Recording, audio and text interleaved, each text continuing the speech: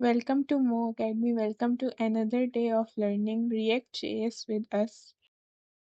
Previous 2 videos में हमने fetch API और एक्सियस से डेटा लेना सीखा, लेकिन हर फाइल में same logic, loading error, data वगैरह लिखने से हम बोरिंग होते हैं और जो है रिपीटेटिव हो जाता है हमारा कोड। तो आज हम बनाएंगे अपना कस्टम हुक जिसका नाम होगा यूज फेच, जिससे हम डेटा फेचिंग को हर जगह रीयूज कर सकते हैं। तो कस्टम हुक का हमारे पास बेनिफिट रीयूजिंग हो गया। कस्टम हुक है क्या? कस्टम हुक एक असल में फंक्शन होता है जो यूज से स्टार्ट होता है। ये रिएक्ट में रूल है कि हमेशा यूज से उसको स्टार्ट करना है। अंदर रिएक्ट के हुक्स यूज करते हैं, यूज स्टेट, यूज इफेक्ट वगैरह यूज हो रहे होते हैं, जिससे हम सेम लॉजिक को मल्टीपल कंपोनेंट्स में रीयूज कर सकते हैं। तो सबसे पहले हमें जो है अपनी फाइल बनानी होगी, जो हम वीएस कोड पे देखेंगे, फिर उसको app.jsx में यूज करेंगे। अब कस्टम हुक कितना पावरफुल होता है कि हमारे पास बगैर कस्टम हुक के हमें हर कोड जो है हर फाइल में वही रिपीट करना पड़ता है, जो वाले कभी कभी हेक्टिक भी हो जाता है और उसको मेंटेन करना भी हार्ड होता है। लेकिन कस्टम हुक का सबसे बड़ा फायदा यह है कि हम सेम डेटा फेचिंग लॉजिक हर फाइल में कॉपी नहीं करते, बस एक जगह लिखते हैं, हर जगह इंपोर्ट करते हैं और यूज करते हैं, जो हमारा क्लीन और प्रोफेशनल भी होता है। डिबग और मैनेज करने के लिए भी इजी होता है, एक बार लिखते हैं बार बार यूज करते हैं। शॉर्ट और क्लीन होता है, डिबग और मैनेज में इजी होता है, और हम मल्टीपल कंपोनेंट्स में भी उसको यूज कर सकते हैं। कुछ मिस्टेक्स इसमें हो सकती हैं। यूज जो प्रीफिक्स है वो हम यूज करना भूल जाते हैं, तो वो हमें लाजमी यूज करना होता है। यूआरएल की डिपेंडेंसी देना भूल जाते हैं, तो एपीआई जो है कीप रनिंग रिपीटेडली रिपीट होती रहती है, और डेटा जो है रिटर्न नहीं करते तो अनडिफाइन हो जाता है। अवेट यूज नहीं करते तो रिस्पॉन्स जो है रीडेबल नहीं रहता। तो टिप जो है कि अपने हुक को और पावरफुल बना सकते हैं कस्टम हेडर्स को एक्सेप्ट करके, पोस्ट पुट्स मेथड्स होते हैं उनको अलाउ करके, पैगिनेशन को सपोर्ट करके। तो हम इसको बाद में इम्प्रूव करते रहेंगे जब हम रिएक्ट क्वेरी को लर्न करेंगे, याद करेंगे, अपने सीखेंगे। अब इसका कोड देख लेते हैं अपना वीएस कोड ओपन करके। तो यहाँ पे एक SRC में न्यू फोल्डर बनाया हुआ है हुक्स के नाम से। इसमें मैंने जो है एक फाइल बनाई है यूज फेच, यानी इसमें अपना custom hook use fetch dot JS के नाम से बनाया हुआ है, और एक app.jsx जो हमारी ऑलरेडी SRC में होती है उसमें हमने चेंजिंग की। अब हम इसको देखते हैं यूज फेच डॉट जेएसएक्स में, जो हमने अपना ओरिजिनल अपना कस्टम हुक लिखा हुआ है उसमें क्या है। सबसे पहले इसमें हमने रिएक्ट से 2 हुक्स इंपोर्ट करवाए हुए, जो है यूज स्टेट और यूज अफेक्ट। अब इसमें यूज स्टेट डेटा स्टोर करने के लिए, स्टेट बनाने के लिए यूज होता है। यूज अफेक्ट किसी साइड इफेक्ट को हैंडल करने के लिए, जैसे एपीआई कॉल वगैरह, इसलिए यूज हो रहा होता है। फिर एक्सियस को भी हमने एक्सियस से इंपोर्ट किया। यहाँ हम एक्सियस लाइब्रेरी इंपोर्ट कर रहे हैं, जो एपीआई डेटा कॉल करने के लिए या फेच करने के लिए काम आती है। फिर हमारा फंक्शन स्टार्ट है यूज फेच के नाम से। ये कस्टम हुक है, इसमें हमने इसका नाम यूज फेच रखा है। रिएक्ट रूल के मुताबिक कस्टम हुक्स का नाम यूज से स्टार्ट होता है, तो हमने यूज फेच रखा है। ये एक यूआरएल पैरामीटर लेता है जहां से डेटा फेच करना है। सेकेंड स्टेप है, हमने स्टेट्स बनाए हुए 3। एक डेटा है, जो एपीआई से जो रिजल्ट आएगा वो यहाँ स्टोर होगा। इनिशियल वैल्यू नल दी हुई है ताकि अभी कुछ डेटा नहीं है। फिर लोडिंग की बनाई हुई है, जब तक डेटा फेच हो रहा है तो ये ट्रू रहेगी, यानी लोडिंग शो होता रहेगा। फिर हम इसको फॉल्स कर देंगे तो लोडिंग शो होना बंद हो जाएगा। फिर एक एरर की बनाई हुई है, अगर एरर आए तो यहाँ मैसेज स्टोर होगा। फिलहाल ये नल है क्योंकि फिलहाल कुछ भी नहीं है, डेटा नहीं है, तो एरर भी नहीं है। फिर डेटा फेच करना है यूज इफेक्ट से। ये यूज इफेक्ट तब रन होता है जब कंपोनेंट लोड होता है या यूआरएल चेंज होता है। अगर यूआरएल नहीं मिली तो कुछ नहीं करेगा और रिटर्न हो जाएगा, यानी इफ जो कंडीशन लगाई हुई है, अगर यूआरएल नहीं है तो रिटर्न कर दे, कुछ भी नहीं होगा। फिर हमने जो है एसिंग फंक्शन बनाया है। इसमें क्या है, ट्राई ब्लॉक में हम एपीआई से डेटा फेच कर रहे हैं ताकि अगर कोई हमारा मसला हो, एरर हो, तो वो कैच हो जाए। ट्राई में हम ट्राई करेंगे क्या क्या होगा। फिर रेस्ट में जो हमने कांस्टेंट रेस्ट लिखा है, इसमें जो है हमने अवेट एक्सियस डॉट गेट यूआरएल, ये यूआरएल पर रिक्वेस्ट भेजता है और उसको लेके आता है।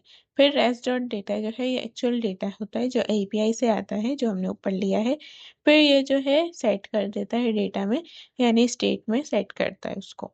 फिर हमने जो है कैच ब्लॉक में अगर कोई एरर आएगा तो सेट एरर में एरर मैसेज को सेट कर देगा और वो वहाँ उसको शो कराएगा एरर में। फिर फाइनली में जो है सेट लोडिंग फॉल्स, यानी ये शो करता है कि अब डेटा लोड हो गया है, तो लोडिंग खत्म हो जाए और एक्चुअल डेटा शो हो जाए। तो यानी ये ट्राई में हम डेटा ला रहे हैं, कैच में कोई एरर है तो वो कैच हो रहा है और शो हो रहा है। फिर फाइनली में लोडिंग हमारी स्टॉप हो रही है और डेटा फाइनल शो हो रहा है। यहाँ पे हमने फेच डेटा फंक्शन को कॉल किया ताकि डेटा फेच हो जाए। फिर रिटर्न में हमने क्या किया है, 3 स्टेटस जो है स्टेट्स रिटर्न कर रहे हैं हम उसमें, ताकि जो भी कंपोनेंट यूज फेच यूज करे वो इन वैल्यूज को ले सके, डेटा लोडिंग और एरर तीनों वैल्यूज को हमने स्टेट्स को रिटर्न कर दिया। फिर एक्सपोर्ट डिफॉल्ट यूज फेच लिख दिया ताकि हम दूसरी फाइल्स में यूज कर सकें। अब app.jsx में देखते हैं हमने क्या किया है। सबसे पहले हमने यूज फेच को हमने जो है कस्टम हुक को इंपोर्ट किया जो हमने बनाया था। ये इसका पाथ लिखा हुआ है ./hooks, यानी हुक्स की फाइल के अंदर, हुक्स फोल्डर के अंदर यूज फेच की फाइल रखी हुई है, उसको इंपोर्ट कर लिया। फिर हमने जो है एक हुक कॉल कर रहे हैं यूज फेच यूआरएल जो हमने वहां से रिटर्न किया था, तो वो हमें यहाँ रिटर्न करेगा डेटा लोडिंग और एरर जो हमने यहाँ पे लिखा हुआ है। डेटा उसमें यूजर्स है, लोडिंग है और एरर है, तो हमने डेटा का नाम चेंज कर दिया और उसे कॉलन करके हमने उसको यूजर्स दे दिया ताकि मीनिंग क्लियर हो, यानी डेटा जो है वो यूजर्स का डेटा है। तो डेटा कॉलन यूजर्स, यानी डेटा को हम यहाँ यूजर्स पे शो करेंगे, लोडिंग और एरर वही है जो वो रिटर्न कर रहा है यूज फेच फंक्शन। फिर अब हमने इसके अंदर जो है एक एपीआई हमने दी हुई है तो हमारा डेटा शो करेगा, फेक एपीआई जो हम प्रीवियस वीडियोस में भी देख रहे थे, ये वही एपीआई है। फिर हमने जो है कंडीशनल रेंडरिंग की हुई है, यानी अगर अभी तक डेटा लोड नहीं हुआ, लोडिंग इक्वल्स टू ट्रू, तो लोडिंग यूजर शो करेगा। अगर लोडिंग अभी हो रही है तो रिटर्न कर दो लोडिंग यूजर्स, यानी ये हमारे पास स्क्रीन पे शो होगा। और अगर कोई एरर आए तो भी रिटर्न कर दो एरर, जिसका हमने स्टाइलिंग दी है रेड कलर का एरर होगा, तो वो शो हो जाएगा एरर मैसेज जो भी होगा। तो फिर हमने यहाँ पे 2 कंडीशंस लगा दी, अगर लोडिंग है तो लोडिंग शो हो रही होगी, एरर है तो वो भी शो हो रहा होगा।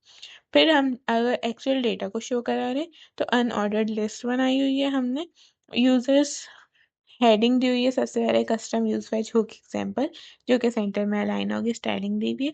फिर हमने जो है एक और स्टाइलिंग दी हुई है, पैडिंग 0 और लिस्ट स्टाइल नन है। यहाँ पे लिस्ट हमारे पास शो होगी जिसमें मैप क्या है, हर यूजर का नेम और ईमेल शो करेगा, मैप हर यूजर को बार बार जो है शो करेगा, यानी एक एक करके। फिर की में हमने यूजर आईडी ली, हर लिस्ट आइटम को यूनिक की दी है। रिएक्ट के रूल में होता है कि हमें हर यूनिक आईडी चाहिए होती है, यूनिक की चाहिए होती है यूजर को, तो हमने हर यूजर की आईडी को यूनिक की दे दी। फिर स्ट्रॉन्ग में मतलब ये हमारे पास बोल्ड में शो होगा यूजर नेम और यूजर ईमेल हमारे पास सिंपल टेक्स्ट शो हो रहा होगा, तो हमने लिस्ट क्लोज कर दी। फिर हमने अनऑर्डर लिस्ट भी क्लोज कर दी और डिवीजन वगैरह क्लोज कर दिया।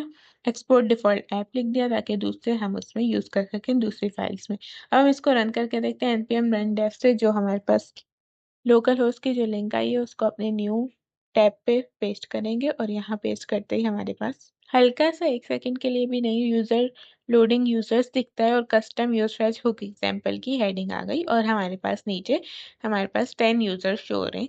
कुछ हमारे पास नेम्स हैं और उनकी आईडीज हैं, ईमेल आईडीज। फेक एपीआई जो हमने कॉल की थी उसके अंदर ये डेटा होता है, फेक डेटा पड़ा होता है, तो ये हमने नेम जो है बोल्ड कर दिए थे स्ट्रॉन्ग में और जो आईडीज है वो हमने सिंपल ऐसे ही रहने दिए।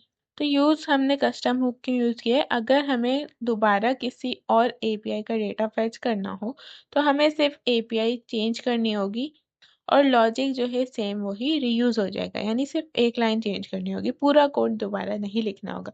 यही फाइल हम उसमें इंपोर्ट करेंगे और हम इसको यूज कर लेंगे इसके फंक्शंस को। कस्टम हुक का सबसे बड़ा फायदा ये है कि हम सेम डेटा फेचिंग लॉजिक हर फाइल में कॉपी नहीं करते, एक जगह लिखते हैं और इंपोर्ट करके यूज करते रहते हैं। मल्टीपल कंपोनेंट्स में भी इसको यूज कर सकते हैं अलग अलग फाइल्स में। इस तरह हमने बनाया अपना खुद का रीयूजेबल हुक यूज फेच, जिससे हम हर जगह एपीआई कॉल कर सकते हैं बिना सेम कोड लिखे, सिर्फ इंपोर्ट करना होगा। ये प्रोफेशनल रिएक्ट डेवलपर्स का फेवरेट पैटर्न है जो हम यूज कर रहे होते हैं बहुत ज़्यादा। यही था हमारा आज का प्रोग्राम। इससे रिलेटेड कोई भी क्वेश्चन है तो ज़रूर कमेंट्स में पूछें। नोट्स और कोड डिस्क्रिप्शन में लिंक है, उस पर मिल जाएगा। Thanks for watching.